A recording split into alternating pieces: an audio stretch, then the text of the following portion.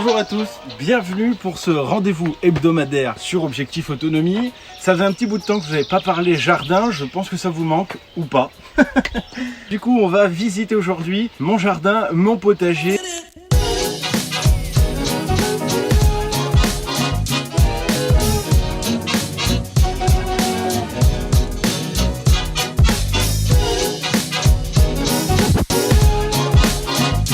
Je fais une distinction entre jardin et potager pour la simple et bonne raison qu'en fait mon jardin se situe juste derrière ma maison et mon potager se situe à 12 km de mon domicile. D'ailleurs, je vous invite tant que possible et tant que les moyens financiers vous suivent à investir dans des terrains autres que derrière chez vous. Cela vous permettra en termes d'autonomie à maximiser ou du moins à assurer une récolte. L'exemple est simple, hier nous avons eu de la grêle à mon domicile, en revanche sur mon potager nous n'avons pas eu un brin de grêle. En revanche on a eu de la pluie, mais bon ça c'est pas grave. Au moins vous assurez une récolte. Et du coup c'est en ça qui est intéressant. Alors après je suis d'accord, ça a un certain poids en plus, puisque vous allez devoir du coup vous occuper d'un terrain qui est plus loin. Avec tout ce qui va avec, donc c'est avec l'arrosage, avec le paillage, etc. Donc plus de terrain équivaut à plus de travail. Mais quand vous dépendez de ça pour vous nourrir, je pense que c'est un point important. La parenthèse faite, je vous emmène avec moi pour cette visite, j'espère que ça vous plaira. Suivez-moi, zou. Donc ça c'est le potager, du coup le jardin, on va appeler ça comme ça. J'ai mis 9 parcelles avec des buttes. Donc les buttes sont derrière, elles sont pas paillées. Là je vais les pailler maintenant qu'elles sont bien remouillées. C'est mes carottes que je laisse monter à graines. Mon compost fumier. Et puis là c'est mon composteur, quoi. La fameuse mare. Ah, je la trouve magnifique. Bon là ça c'est arrangé, on est d'accord, c'est pas esthétique. Moi je monte ça comme ça. Donc du coup voilà, avec les fleurs. Bon là les grenouilles sont absentes. Ah non, j'ai pas si bien dire. J'allais dire les grenouilles sont absentes, mais en fait non, elles sont là. Donc du coup voilà. Et là j'avais mis un pourtour de fraises. Donc là j'ai mis de la lavande, j'ai mis du romarin. Bon je l'ai repiqué, hein, il était pas très bien là où je l'avais mis. Donc là j'ai remis là, il devrait se porter mieux. Là on a du thym citron, thym normal. Et puis derrière on a du thym orange. Puis ensuite tout le pourtour c'est des fleurs, des jolies fleurs. Là on a des kiwis. Kiwi rouge, Red Kens je crois. Et puis voilà. Je vous filme en avant-première, une surprise pour vous. Coucou ma grosse mère. Voilà, là j'ai des œufs, mais je sais pas si c'est les œufs du jour ou pas. Ils sont pas marqués, donc normalement ça devrait être les œufs du jour.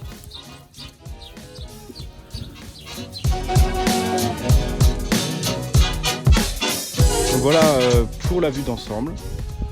Donc comme vous pouvez le constater, ici je vais mettre mes poivrons, aubergines, tomates, ici aussi. Donc là on a de la salade frisée, chicorée frisée, on a c'est de la laitue de printemps, ou la reine des printemps.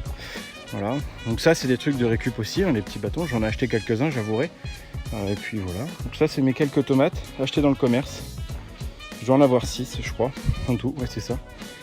Pour nous permettre d'avoir une récolte le plus rapidement possible, parce que mes semis je les ai fait plutôt de saison, mais je m'y prends toujours légèrement tard. Donc là on a plusieurs cultures de choux rouges. Là on a du melon, des concombres lemon, donc des variétés assez vieilles que j'ai, des courges loufa achetées sur internet par un particulier. Mais donc là, ceux qui connaîtront reconnaîtront le chia, la pousse de chia. Bon, elles ont un peu filé, mais bon, j'ai plus qu'à repiquer en pleine terre. Là, c'est mes morels de Balbille. Je suis vraiment content, c'est ma première cette année. Là, c'est mes tournesols. Comme d'habitude, je loupe mes semis de œillets d'Inde. Là, j'ai des cornichons ici et à côté du melon ananas. Donc, ça veut dire que là-bas, c'était des courges, pardon. L'autre juste avant, là, des courges. Là, on a la culture de salade. Donc, il y en a quelques-unes qui commencent à paumer. Et je vais me dépêcher de les récolter parce que dans la serre, ça monte à des températures astronomiques. Et donc, de ce fait, elles vont monter à graines, quoi. Alors juste à côté des salades, on a la culture d'oignons rouges. À côté, on a des oignons blancs qui eux aussi commencent à grossir de jour en jour. Franchement, on voit la différence de grosseur à chaque fois. Donc là, c'est ici que sont entreposés mes 192 pieds de tomates. Donc j'en ai perdu quelques-uns. Je pense qu'on est descendu dans les 130, un truc comme ça. En fait, on a trop arrosé la première fois. On a arrosé successivement plusieurs jours d'affilée. Et puis, je sais pas si vous allez voir, mais en fait, là-haut, en fait, j'ai des grosses coupures, littéralement des coupures oculaires, ici aussi, que je suis obligé de mettre du scotch. Et en fait, ça goutte et ça tombe directement dessus. Mais comme j'ai pas de place, je suis obligé de faire comme ça. Là, on a nos cultures d'oignons qu'on a coupées, pensant faire bien comme les poireaux. En fait, on a habillé les plants, mais c'était pas une très bonne idée. Là, c'est aubergines, poivrons, et puis on appelle ça des caches d'amour. Voilà, donc c'est là. Et en fait, ici, c'est un de mes échecs les plus cuisants, c'est du curcuma que j'ai complètement loupé. Donc là, on a également, sur cette parcelle-là, toutes mes cucurbitacées, donc Lady Godiva, on a de la courge Maxima Stella Blue, on a de la courgette Golden Rush, ensuite on a du concombre généreux, ici on a des pastèques, donc Sugar Baby, et puis là c'est Early Moon, et puis ici on a courge spaghetti, voilà. Ma culture d'échalotes, ma culture d'ail qui est pas super belle, on va pas se mentir. Là j'ai un espèce de compost ici, où je mets un peu de déchets, un peu de tonte. C'était aussi mon point chaud cet hiver pour essayer de chauffer la serre, pour que ça chauffe quoi, tout simplement. Donc voilà, on a fait à peu près le tour et là en fait, si vous voulez, ici je me suis construit ça avec de la récup aussi, à part pour le bois. Et c'est une serre, en fait c'est une deuxième serre dans la serre. Là c'est une serre à semis. J'ai fait la structure là pour permettre de mettre au chaud mes semis en hiver. On gagne 2 degrés par rapport à la grande serre qui elle gagne 2 degrés par rapport à la température extérieure. Ici on a notre zone au naturel, voilà. Juste à côté on a du coup un groseillier jaune. Ça c'est ma culture de blé de cette année. Donc voilà, c'est 2 fois 15 mètres. Les framboisiers que vous voyez là, donc ça c'est les framboisiers Sumo 2 d'ailleurs ça s'appelle. Alors ils ont très bien repris, ils sont très jolis, par contre la variété Paris, dégueulasse, ils sont tous morts, ils ont pris la gelée à moins 25 et ils sont crevés. Ça c'est une variété que j'avais achetée en promotion chez Gamme Vert, sans donner de précision, et c'est de la variété Williamette. Ah oui, ça c'est important pour moi. J'ai également ici de l'aérocambole à côté de mes mûriers, et j'ai également de l'oignon, si ça veut bien suivre, juste ici.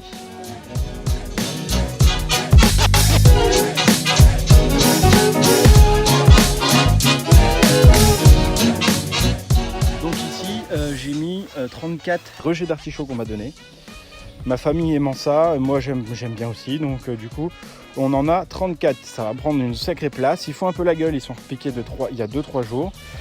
Ils n'ont pas beaucoup de racines, donc j'ai mis un peu d'engrais organique, donc c'est des déjections de poule sur le dessus, pour que ça infuse et que en fait l'engrais descende en profondeur. Donc voilà, ici on est sur du coup ma fraiseraie, 4 variétés, mais j'en ai racheté là. Là on est sur une variété d'ananas XL, c'est Snow White Pineberry XL. Donc là, en fait j'en ai eu 3 et voilà, j'en ai acheté 3 et c'est ce que ça me donne. Ensuite on a de la Madame Moutot, donc c'est de la noix montante, ces 2 variétés là, donc voilà. Et là en fait c'est que de la variété noix montante. Et ici on est sur une variété dite Gariguette, voilà. Et ici on est sur de la variété remontante, ça s'appelle la savoureuse Williamson Comf 14. Donc à chaque parcelle, voilà, donc je vais vous expliquer comment j'ai dessiné mon potager. Chaque parcelle est séparée par des fleurs mellifères. Donc voilà. Donc là-bas j'ai encore des artichauts issus encore une fois de ces rejets. Et ça va jusque là-bas si la caméra veut bien suivre. Là on est sur une culture d'oignons et ce sont les oignons jaunes de Stuttenstandarten, de Stuttgarten. Voilà, Stuttgarten Riesen. Bon bref, si vous connaissez la variété, n'hésitez pas à écrire, mais c'est une variété assez grosse, normalement grosse comme ça et jaune. Ici on avait de l'aliacée, mais en fait sur 110 os, en fait j'ai récolté 0. Ils sont tous morts, donc de ce fait j'ai semé de la carotte. Et ici il s'agit de la carotte jaune du Doubs. Juste ici on a des échalotes. Donc là j'ai mis un petit rang de salade, mais ils se font bouffer. Bon, je les laisse se faire bouffer, tant pis, c'est pas grave, moi j'aime bien partager. Ça y est, on a terminé la parcelle et là on est sur la parcelle florale. Donc on a des graines de pavot comestibles qu'on va récolter et manger. On a du coup des belles fleurs qui permettront d'attirer les abeilles. Ici on est sur une parcelle de fèves. On a 3 rangs qui ont été faits 15 jours, presque un mois même, j'ai envie de dire, avant le dernier rang. Là on est sur le semis de carottes de mon neveu. Et derrière, on a un rosier comestible à fleurs orange qui aurait ou qui s'assimilerait au goût d'abricot. Juste ici, on a des pommes de terre. C'est la variété Ulysse, c'est une des variétés que j'adore, qui commence déjà à être en fleurs. Donc je vais pouvoir récolter bientôt. Mais alors très bientôt. Hein. Ici, on est encore sur une autre parcelle de pommes de terre. Et cette fois-ci, c'est la pomme de terre de variété Bernadette. C'est une variété semi-précoce. Elle est à 90 jours de mémoire. Là on est sur ma culture de petits pois, ça pousse bien. Je les tuterai pour éviter que ça tombe. C'est de la merveille de Keldon. Pour votre information, ce sont les graines Lidl. Voilà pour ceux qui sont... Là on est sur une parcelle en fait de lentilles. Donc vous verrez rien parce que c'est vraiment des petits plants. Voilà, c'est de la lentille verte. J'ai pas la variété, j'ai acheté ça chez Ferme Samar. Ça fonctionne très bien. Vous voyez là il y a un petit canopé DAC, hop, qui n'a rien à faire là.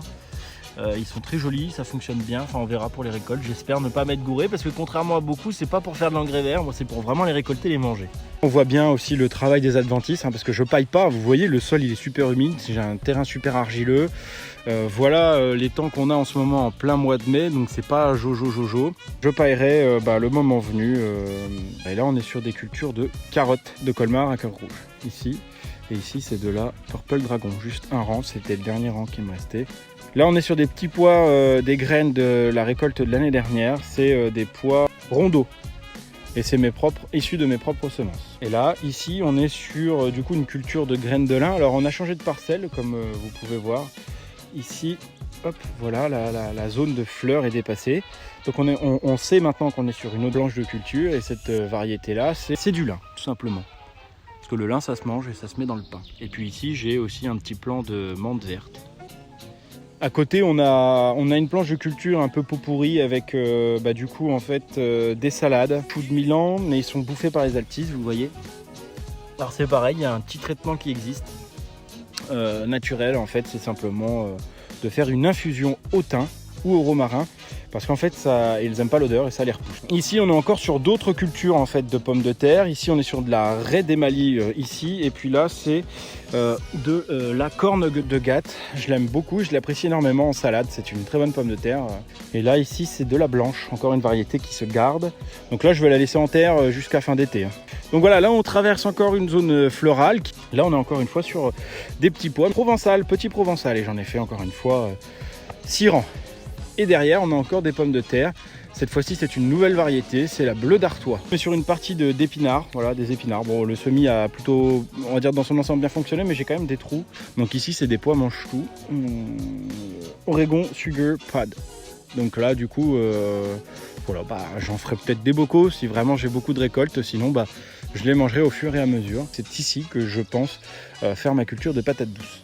Là-bas c'est les Ocas du Pérou, j'avoue c'est une première, je sais pas comment ça se passe, je sais pas s'il faut mettre ça dans des godets individuels et ensuite repiquer, mais bon, on verra bien. Et puis j'ai mis de la salade comme un peu partout. Là c'est des pommes de terre, c'est de la Miss Blush, donc c'est une variété encore, je vous montrerai en image par-ci par-là, une incruste de ce qu'est cette pomme de terre. Ici on est sur la culture que j'attends avec impatience, c'est la culture de pois chiches. Je crois qu'il fallait mettre une graine tous les 3-4 cm, c'est ce que j'ai fait, mais bon, tout n'a pas poussé, tout n'a pas fonctionné quoi. On a des trous. Le souchet, ma compagne adore le lait de souchet. Donc du coup ici on a un rang de souchet. On appelle ça en espagnol de l'horchata. C'est assez sucré. D'ailleurs c'est sucré naturellement, hein. Vous n'avez pas besoin de rajouter du sucre, hein. C'est en ça que c'est super intéressant. On a une parcelle de salade, c'est un pot pourri de salade avec des choux, donc toujours les mêmes choux. En fait en gros ce que vous avez là, vous avez la même chose protégée avec d'autres types de salades. Alors ici on est sur une petite plate-bande, donc on est à côté des choux, on est sur une petite plate-bande du topinambour. Voilà. Le seul bémol c'est que c'est assez invasif en fait, si vous oubliez un truc l'année d'après vous êtes sûr que ça ressort. Là ici on est sur une parcelle, là on est sur 2 rangs de betteraves rouges, je les ai semées en godet et je les ai repiquées ici. Donc elles ont mis un petit temps fou à repartir, mais ça y est elles repartent. Juste à côté on est sur 2 rangs de carottes nif et à côté on est sur du coup des rangs de blettes cardes issus encore une fois de mes semis, et puis effectivement je les ai repiqués, hein. Je les avais semés en godet et je les ai remis ici après. Là, on est sur un semis d'épinards fraises, le fameux épinard fraise que j'ai fait la semaine dernière sur Instagram. Là, on a des salades repiquées. Et ensuite, après, en fait, ce sont des rangs de haricots, 3 rangs de haricots verts, nains, et on est encore sur un rang. Ici, petite précision, carottes rouge champ et à côté de la Lunar White. Et puis là, ici, ce sont des betteraves, donc c'est le fameux mélange de chez Ferme Saint-Marc, de la Chioggia Golden, la Convent Garden. Donc ça commence à pousser, comme vous pouvez le voir. Et on sélectionnera et on conservera les betteraves pour avoir les semences l'année prochaine. La visite touche à sa fin, je commence à me faire saucer la face par de la pluie. Donc on a 780 mètres carrés. On a aussi une voisine de jardin qui nous a prêté, on va dire, une partie de son terrain pour qu'on puisse continuer à cultiver. Je vous dis à très vite sur Objectif Autonomie. J'espère que cette vidéo vous a plu. N'hésitez pas à partager, liker, commenter. Et on se fera un plaisir d'échanger avec vous. Si même il y a des pistes d'amélioration, n'hésitez pas. A très vite sur Objectif Autonomie. Ciao, bye bye.